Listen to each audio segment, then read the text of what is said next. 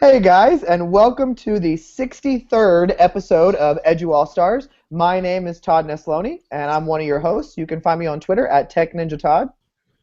My name is Chris Kessler. You can find me on Twitter at IamKessler. Just want to thank everyone for joining us this evening. We have a special guest, and appreciate all the feedback that you've given us over the last couple of weeks. Appreciate the ratings on iTunes as well as the blog comments on EduAllStars.com. Those help out tremendously as far as viewership and listenership. And this week's EduAllStars podcast is proudly sponsored by Miami Device. Miami Device is going to be an amazing and fun two-day conference happening November 6th and 7th in sunny Miami, Florida. The lineup of keynotes and featured speakers is unlike any other event, and if you have not gone to miamidevice.org to check it out, you definitely should. You will want to be there for that event, trust me. So hopefully you go over to miamidevice.org and check that out. And as you listen to this week's episode, we encourage you to tweet using the hashtag EduAllStars, no spaces there. And we love seeing the conversations, and Todd is pretty good about doing some tweeting during the episode. And this week, we are very honored to have a good friend of mine, Tom Murray, on as our guest this week. He is a state and district digital learning director, a blogger, speaker, consultant, and also the co-founder of the hashtag EdTech Chat. So thanks, Tom, for coming on with us tonight. Hello, gentlemen. It's good to be here, and hope you are both doing well. Thanks for having me on the show tonight. Yep. Well, Tom, the best way we always like to start is by hearing a little bit about your background and how you got into education. Sure. I actually started at college. I went to Muhlenberg College, which is in Allentown, Pennsylvania, and I actually started out pre-med. I wanted to be a pediatrician. I enjoyed working with kids, and something about sophomore year hit me where I decided I really wanted to work with kids on a daily basis and not just when they were sick. So I actually started out as an elementary classroom teacher. I taught fourth grade for 4 years in the Quakertown School District, which is in Bucks County, Pennsylvania, about an hour north of Philadelphia. After teaching fourth grade, during that time I developed a real love for technology. It wasn't something I had prior to that. I saw its impact on kids. So I actually went and I taught business education, kind of had my own computer lab, pretty traditional setup, good 10 years ago now, and taught business education for 2 years. Shortly thereafter I moved, same building, but I moved to the role of being an assistant principal. After that, I moved to be an elementary principal for 3 years, which is one of the greatest jobs on the planet, right, Todd? That's right. And after moving to that, I moved to the director of technology and cyber education for the district. I spent 14 years in Quakertown. And as you just said, I'm now the state and district digital learning director for the Alliance for Excellent Education out of Washington, D.C. So it has been a fun ride. I can't seem to hold a job down, I think, for more than 3 years, it seems, but I'm enjoying myself and doing what we're doing every day, serving kids. When did you know you were ready to kind of get out of the classroom and move into that AP role? You know, that's a good question. I spent a lot of time when I was back at the district. I would get often asked that question a lot. And, you know, I don't ever think you feel that. I shouldn't say you don't ever, but I know for me, I wrestled with it for a long time because, you know, as a classroom teacher, I can remember the tears streaming down my eyes every year at the end of the year when those kids would walk out on that last day. And that real intimate relationship you have with them. And, you know, at what point is it okay to take that jump or cross the line or, as some people say, you know, cross over the dark side of being an administrator? I had a couple administrative colleagues that were really mentors for me, and they, one of them actually said, who was the head principal at the time, that he said to me, you know, I really want to see you running this building in 2 to 3 years when I retire. And I remember the belief he had in me, the encouragement that he had, and at that point, it was I had actually had multiple master's degrees at that point already. I went back for a third master's degree in educational leadership, and it was the right opportunity at the right time. They pulled me out of the classroom to finish a year when the assistant principal had at that point had retired in like February. They asked me to step out, and it was kind of a great spot for me because I wasn't committed long term, and it gave me a little bit of a taste of the admin side if I wanted it. And then it really just felt right. The bottom line for me is I felt like I was able to grow my circle of influence. I was able to influence the lives of 1,000 children every day as opposed to a classroom. So it's a different relationship, but I felt like I was able to build policy, to build things that would really help children in the long run. So for me, it was the right move at the right time. still tears of sadness at the end of the year, or are there tears of joy? No, to me, education comes down to it, and it's the heart of relationships. It's something I blog about a lot. But I remember, and as an elementary principal, and I was not afraid to say this, but every day on morning announcements, I would tell the kids that I loved and cared about them, and that we were there to serve them, and we were there to do whatever it took. And there were times people would kind of turn their heads a little bit, and I said, listen, I have no shame about this. This to me comes about relationships, and we need to make sure that kids feel loved and cared for in our schools. This is the time of year where you'll hear teachers say kind of that welcome back. People are starting up in the next couple of days, and you'll hear that old adage of like, well, don't smile until Thanksgiving. And I would always say, like, who are you? Are you human? Like, is that what you want for your own child? Like a teacher that doesn't smile to Thanksgiving? Like, are you really an educator? And yeah, I hope I just offended some people out there. Seriously, for me, it comes down to relationships. And so, as a classroom teacher, and Todd, I know you're just following your work and down there at Navasota now, and I know you're very much into this type of thing as well. But I remember my first couple of years in teaching, and especially fourth grade, and the first thing I would do is like the first day, like I had like the index cards on the desk and the books on the desk, and I started very traditionally. All right, like write your name up top, boys and girls, and write your mailing address in case I ever use it, and write your mom's phone number on there. And I probably bored the heck out of the kids that first day or two of school, thinking like, all right, we got to do all the logistical stuff. And on one hand, I feel kind of bad because I know a lot of kids are going back to that this week. And it doesn't mean we don't collect information or we don't organize. But after the second year of teaching fourth grade, I'm like, this isn't working. I got to do something different. So we actually spent the first week, and I went and talked to my principal, and I said, look, like I know you want us teaching curriculum on day 2 and doing guided reading by like day 4, but here's my plan. We're going to sit there and we're going to just build a team. So we did team building activities. By the end of the week, kids designing team building activities, and we just had fun for the first week of school. And we created a culture in that classroom that, number one, you matter. Number 2, like we're going to have fun together because education is going to be fun. And number 3, we're going to put high expectations in class. And we designed our team expectations instead of rules. We had expectations, and it was just I learned a lot in the process of teaching of things that were very traditional that just weren't working, and just I wanted to do a little bit differently. So, but it comes back to, again, the heart of relationships really is the foundation of all that we do.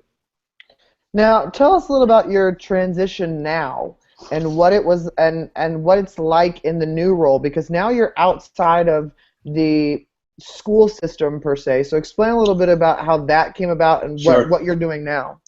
Sure. I currently work for the Alliance for Excellent Education. We're one of the top nonprofits. I don't work. People often say that, do you work for the federal government? Are you working for the White House? Are you working for the Department of Ed? We are a bipartisan group, one of the top groups related to education in the nation. So our mission and vision is really that college and career readiness, all students will graduate. We also take a look at especially those that are underserved or underprivileged in those areas. But a part of my team is I'm part of the Alliance, but part of the Center for Digital Learning. So my current role, my team oversees Digital Learning Day. So if people that's kind of one of the flagships people are pretty familiar with. We had about 10 million people take part last year. And then I also oversee something called Project 24, which we can talk about a little bit at some point tonight, a free digital learning implementation framework for the nation. But you just asked about my transition. So I left the Quakertown School District back in May, and Quakertown was a great district. I enjoyed my time there, and it was difficult leaving. I didn't have my applications out. I wasn't looking around. I absolutely loved what I did and loved my role there. But we've been tied to the Alliance through Digital Learning Day. The program that I oversaw, the program that we had, was featured on Digital Learning Day 2 years ago. We were one of 3 districts in the nation that were featured. We had developed a program where at the high school level, students could take any combination of online courses with face-to-face courses. We had students that would come and go throughout the day, kind of like a college campus feel is really what we wanted to design it. And so when I moved over, the Alliance had called me after this year. I was on a panel with Governor Wise and some other people on Digital Learning Day this year, and shortly thereafter said, what's going to take to get you to D.C.? And for me and for my family, I was not moving, so I actually don't live in Washington, D.C. I head down there a few times a month. But it was it's an interesting transition. Todd, it was different when I was in a school setting, moving from a classroom teacher to a to an administrator, but at the same time, I still got to see kids. I still got to know the families that I was working with. Now my role is incredibly different. About 6 weeks ago, I testified in front of Congress. I'm currently working alongside the White House and the Department of Ed on some very large initiatives that will be coming out in the very near future. I work with all the different state departments, all of them, and organizations like CCSSO and CETA. At the district level, I had no idea who they are, and now I realize that they're some of the top organizations in education across the nation. And so my role is very, very different. So in the same sense, I'm learning a lot. So I was much more on the local side, the district side, working with school districts and school boards. But now it's much more at the federal level. So my team and we at the Alliance will work on something like E-rate modernization. So if you take a look at how E-rate was modernized, a lot of my team had a tremendous impact on that and how that was working. Now I don't have my classroom of 22 kids anymore, but E-rate modernization, having a hand in that, impacts about 16 million children. So although the relationship there is different, I get the satisfaction out of being able to help state leaders and develop state leaders, and being able to help the White House and the Department of Ed set that vision of what education should be, can be, and will be down the road for the kids that we serve. So you mentioned speaking in Congress over the summer, and I saw a lot of that on Twitter happening. Can you just elaborate a little bit more about what specifically you were doing, in front of Congress? Sure. One of the things that Congress is looking at right now, you kind of had a perfect storm going on, but it relates to data and privacy. So what you had in the public setting is you had the whole Target bit. I was personally affected by Target. My credit card number was stolen. Had to go through that nonsense. So a lot of people out there, it was in the news every night. So people were kind of fearing that data. Then you had a handful of things that were going on out there. There's currently and I'm trying to think of the name of there's a company in bankruptcy court right now that, as part of the bankruptcy hearing, they're an early intervention company, and they're trying to sell all the student data that they have as part of the bankruptcy setting. But in the contracts with the school districts, they never said in the contracts that they couldn't sell it. But if I'm a school district, huge red flag. So what we were talking about, and then the hearing in the House, was related to data and privacy. And so I testified alongside various people, a State Department person, somebody from the software industry, and somebody from the Fordham Institute. And we were taking a look at, and there's real concern at, how are districts keeping student data secure? You had the Google side of things, or are they scanning email, or are they not scanning email? Are they trying to market to kids, or are they not trying to market to kids? So it's really a multifaceted issue. Number one, you have, what are we doing as school districts with data? So I've been a champion and a proponent of, I think data can really help what we do. It can help us personalize the instruction for every child. But at the same sense, do we over-collect data? I think sometimes as districts we collect and collect and collect, and we have to ask ourselves, well, what are we doing with it? I'm all about high-quality assessments and authentic assessments, but one of the things that I really agree with is the saying, you can't fatten a calf by weighing it more. And so we really need to be really careful in terms of how much data are we collecting, because that data takes time, and most importantly, what are we doing with it? So then once we have it, what does it look like? So districts often struggle with teachers where they say to teachers, here's the 6 different places you have to go to get all of the data that you need for your children, and that's the struggle for teachers, understandably so. So you have the data collection there, the data privacy piece. Having been at the district level from the technology end, what do you do with all that data? How do you keep it secure? How do you keep it secure so that way your student information isn't overexposed? But what Congress is really starting to look at here is taking a look at a lot of the third parties that we have out there. So whether it's your student information system, the people that track your lunch that also collect patients for parents, all of those different aspects of the partners that we work with, they don't necessarily fall under FERPA. Now FERPA is your essentially your privacy act that protects parents inside the educational setting, but if I'm a company that's out there, an ed tech company, I don't necessarily fall under FERPA. So one of the things that they're looking at in Congress is FERPA needed? Do we need to revise FERPA to extend it to anybody that holds on to student data, even if they're not an educational institute? But then second to that is, how do we keep that data secure and private so when that contract ends? So what they're really starting to look at as well is those contracts. Now I can tell you, I've been a tech director. I've signed dozens and dozens of those types of third-party contracts. And 3 years ago, my mantra was not, okay, once we leave, or if we cease that contract, or if our contract expires and we don't renew, what do they do with all that student information? I get the use and the need to use that student information to help personalize learning. There's some things that are really interesting going on out there. There's a district in Colorado that passed earlier this summer that parents could opt out of data collection by teachers. what does that even look like? Like, how in the world do you teach being like, oh, sorry, Johnny, can't collect data from you. I can't personalize for you today, so I got to teach right to the middle. I don't even understand what that. California just passed something earlier this week. I don't think it was necessarily a bad thing. It was really holding the expectations high of all the different vendors that were out there, and I think that's a good thing. But going back to your question related to the congressional piece, it was really all of that, taking a look at how are data and that's how I got put into it. Is, I could speak from a classroom end, from a principal end, from a district level admin end as to what they're doing with the data, but then also how is it secure, and where are the privacy of the kids. I'm a parent, I have 2 little ones, and I get, I don't want my children marketed to at 7 years old in schools. I understand that. I want to make sure their information is highly secure, and that privacy is absolutely vital. I get that as well, but we can't go and overarch and then rule out and remove some of the tools that our teachers need every day to serve our kids. So, Tom, what is something that you've accomplished in the past year that you are really proud of accomplishing?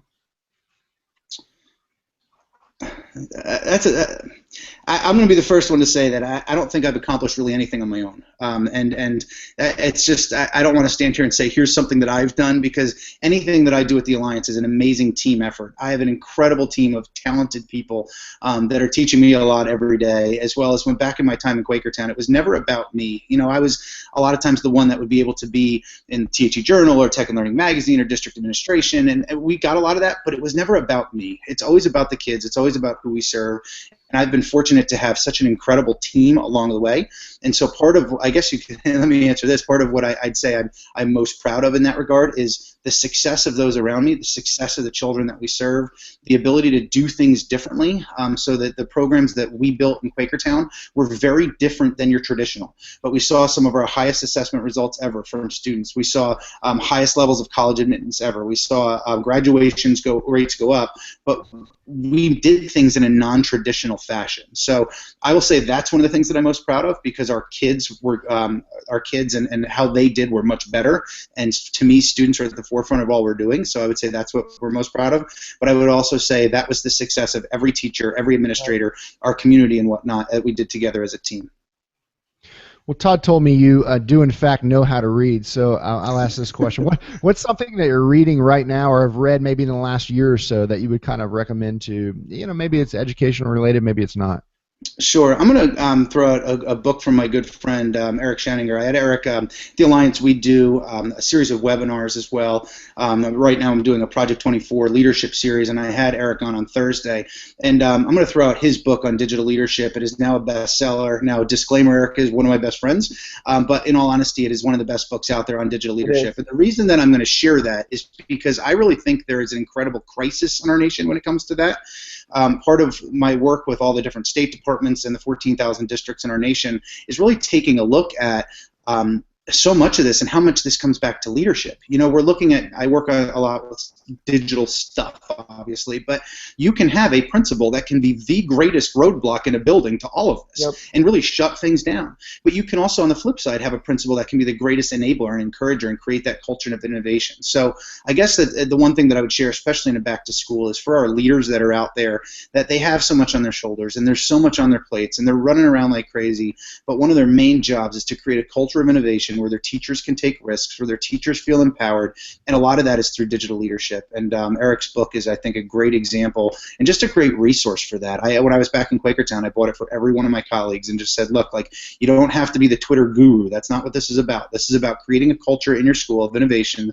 Eric refers to the 7 pillars, from communication and being like the storyteller in chief to whatnot. And so that's something that I've read, something I am reading. It's something that I did with Eric this past week in terms of a webinar through the Alliance. But just a great resource for our nation's leaders, because to me, schools and leadership, you see a lot in terms of successful schools. You see a great leader at the helm doing things differently in some of our most successful schools. Now that I'm at the federal level and can work with districts all around the nation, that is one thing that I'm seeing time and time again of success stories. There's somebody at the forefront, and it's not always the superintendent, it's not even always the principal, but that's leading and doing things differently for the children we serve.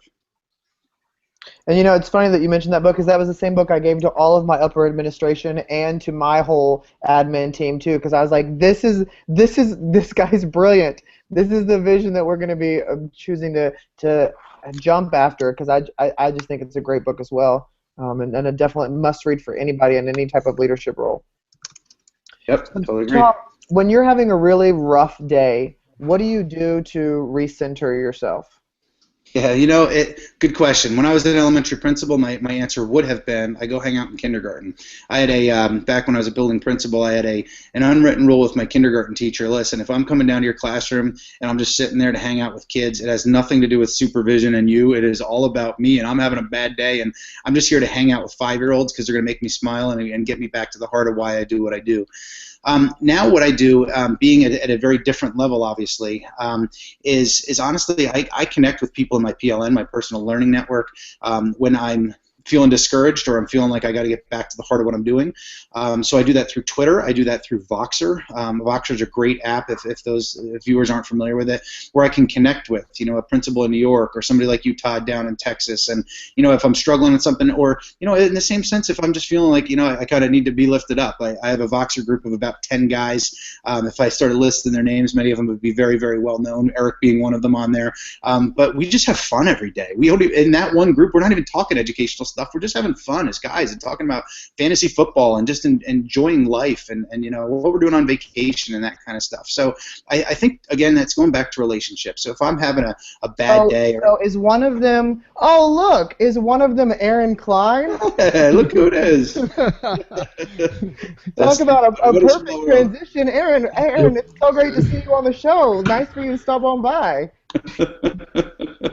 The party crasher. We were just talking, Aaron, about how Tom was talking about how sometimes whenever he's having a rough day to recenter himself, he gets on Voxer and talks to different people and all kinds of stuff like that. Showing you're muted, Aaron. Are you there? Somebody's muted. Well, that transition didn't go as Aaron, can you hear us? Because you're muted, and I'm asking you a question. Yes, I can. Oh, there we go. Welcome to the show, Aaron. My pleasure. Thank you. I don't know if you heard what I was saying, but I said it was a perfect time you coming in, considering we were just talking about how Tom said when he has to recenter himself, now it helps with some of his PLN and getting on Voxer or Twitter and talking to some of them. And I thought, well, look, there's Aaron since he's kind of talking, and I know that we talk all the time on Voxer, us three. We do. We actually have our own little group. So it's good. But Tom, I had a surprise entrance for Aaron for you because one of the things I also wanted to jump into, and I thought that both of you would be great to talk about this, would be something else that you're a part of right now, which is classroom design and working with different school districts on that. Correct, Tom? Yeah, no, absolutely. We've been collaborating with another friend of ours, Nick Provenzano, online as the nerdy teacher, and James Sanders, who used to work for the Department of Ed, who's now out in California doing some consulting and ed tech type work. But out in Michigan, South Haven's one of the districts we're working with currently on really a district redesign and really helping to think differently. So what's neat is we all really have different roles in different areas of expertise. You have somebody like Aaron that's known really, really well from a classroom design standpoint of what it should look like aesthetically and those brain-based aspects of things. For me, it's very much the back end of the technology, so I'm working with the tech team and ed tech inside the classroom and what that looks like. And then you have Nick, who's doing a lot from a project-based end and some Google Apps training and whatnot. So it's really a team approach, but it's a systemic cultural shift. I was out there last week on Monday to give the keynote back to that whole staff on their back-to-school piece on creating that culture of innovation and creating that culture shift and what that actually looks like. So yeah, we've been doing a lot of work in that district in particular, but helping to really redesign and see what that looks like. Aaron, anything you wanted to add about the classroom design stuff and working with Tom? Since this is our All About Tom show, anything you want to add about Tom or tell people about? No, it's been really a really interesting perspective because when I was brought onto the project, I was asked to help with the brain-friendly design components, but two people who I knew that I really immediately first wanted to connect with. One was Tom, and then the other was Nick. And then, of course, getting to connect with James as well. But the three of them joining our team, so we've got 4 now. It's just been a tremendous dynamite team. And then now we're going to work with your staff this weekend. So I couldn't be more happy. So I don't want to, take up time and talk. But, yeah, no, it's been a fantastic opportunity, and I can't be more excited about it. Yes, I'm very excited for you, Tom, and you, Aaron, to both be in the same state as me and Chris. Hey, Aaron, don't you have a website about classroom design? cribs.com. Yeah, classroomcribs.com. There you go. Free publicity And right here. Chris, you're amazing. Thank you. Well, you And weren't going to do it, so I do it for you. thank you. It's not my brainchild. It's actually AJ Giuliani. He is the fantastic brainchild behind that. It was his idea, and he decided to start that. And he asked if I would come on board, and I said absolutely. So together, he and I kind of created this vision, and then we brought Ben Gilpin, an admin, on in Michigan as well. And Ben's input has just been tremendous. And then getting Nick and James and Tom in on that project as well has just been a really, really good. I don't know, just all around good. Like, I'm overwhelmed by it. So, yeah. Cool. It's really Well, Tom, jumping back into you, what would you say is the biggest thing that you have learned this last year? That you've learned? Also, this question could also be asked, what did you fail miserably at in the last year? So, that's an interesting question to ask. I'll be very honest here. I used to have a very jaded opinion of Washington. I used to have a very jaded opinion of state departments and felt that they were very much just kind of out to get us in school districts. I used to think, quite honestly, that people in Washington and our federal government were just completely clueless, inept, and incompetent, and were just out to whatever, speaking as honestly as I can. And now that I've been able to work alongside some of our senators and congressmen and those that are at the State Department, now that I've really been able to work alongside very closely, literally on a daily basis with people at the White House and the Department of Ed, I've gotten a lot of hope. And it's not a political thing at all. It's not a left or a right or Republican or Democrat thing at all. It's really not. But I hope for our kids, because when I'm working side by side with many of our state departments, and when I'm working side by side with a group like CCSSO or a group like I could go on and on, CETA or whatnot, taking a look at that, I'm working with really passionate people that are really good at what they do, that are really trying to help kids in a variety of ways. So I think for me, it was one of those, my perception of the way it was totally off. And now that I'm working alongside of those people, and again, people at the Department of Ed on a daily basis, I'm very encouraged by what I see. So some of the initiatives that will be forthcoming that I alluded to earlier are just really good things for kids. And I don't care if you're a Republican or a Democrat, they're really good things. The other side, we were talking about the congressional piece before, but the other side is, the media portrays Washington as everything is so polar, left or right, and there's really no middle ground. But so many times, and I've worked on a variety of bills already in Congress, and taking a look at, it's been bipartisan. It's been a Republican and a Democrat coming together and saying, like, what's good for kids here? And that to me has been really encouraging, because you don't often see that kind of stuff. I don't care what news channel you watch, you don't often see it on there. So it's really been a very eye-opening experience for me. So if I had to guess, most of our audience is made up of teachers, educators, and some of those, a lot of those being new teachers. If you had your current self, knowing everything you know now, what would you go back and give some advice to your, new teacher self?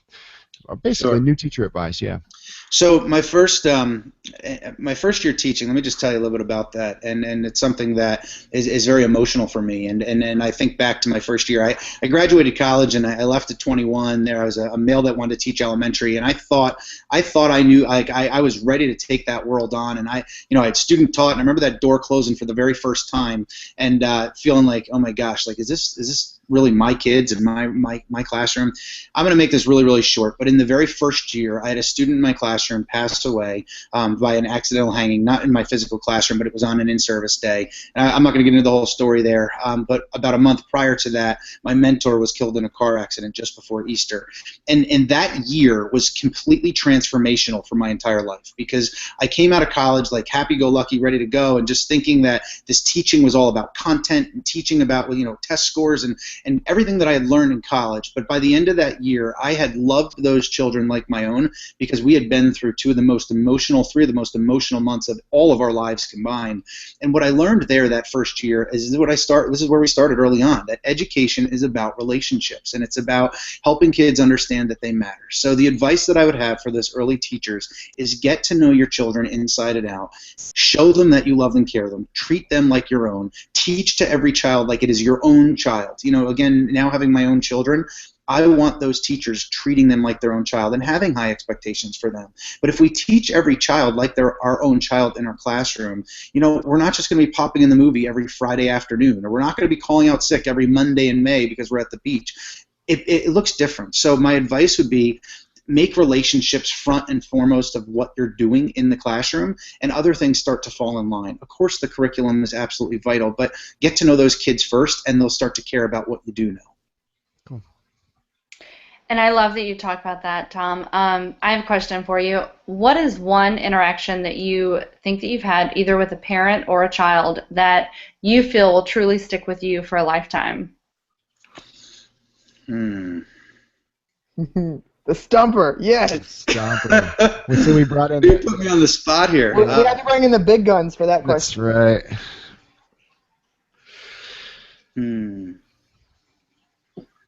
Man, you guys are talking about my first year teaching and whatnot, and putting the emotions down on things. So I mentioned my first couple of years, and now that my first few teachers or first few sets of kids are now often getting married and off having babies and whatnot. I've had multiple interactions with them since, and I can remember a time and a place where I had a child that was in a foster home, and we were the 6th foster home within, I believe, a year period, because that child really struggled from a behavior standpoint. And it was I believe my second year teaching, and I remember towards the end of that year, that child starting to call me dad, and I struggled with that, kind of like in the standpoint of like I almost felt a little awkward as the teacher, but at the same point, like I knew that was a relationship. So that boy contacted me about 6 months ago to tell me that he was getting married, and to tell me that I was the greatest influence on his life, and that's why he was still alive today. To me, and I don't say that pridefully, but to me that was a relationship that I can remember when he was 10, and remember when he didn't have a quote-unquote traditional mom and dad, and remember I tried to fill that role the best that I can, and eating lunch with him virtually on a daily basis and trying to encourage him emotionally. And here he is with a full-time job, about to get married, and so it's just neat to see that progression over time, and it shows us, it's hard sometimes in education where we're pouring our heart and soul into things, but we can't see 10 years down the road. And now that I've had a glimpse to see about 15 years down the road and look back, those types of relationships are life-changing. So for me, that was an example of that was worth far more than any paycheck I've ever gotten. I love that story, and I think that's the perfect example of why we're in this profession, is for moments like that where we impact kids far more than on an academic standpoint. So thank you for sharing that, Tom. So, Tom, the question that we always like to end with our guests is, what is something that you are really passionate about right now? I would say my go-to for that right now would be personalized professional development. I'm finishing up a book co-authored by Jeff Zoll for Corwin on personalized learning plans for teachers. And the reason I'm so passionate about it is, again, I talked earlier about a crisis in the nation related to leadership that I really saw. But I think with professional learning, we have the same type of crisis out there. We have many school districts that are still going back to the top-down, one-size-fits-all approach to professional learning, the sit and get, the 4 to 6 hour workshop on a Thursday.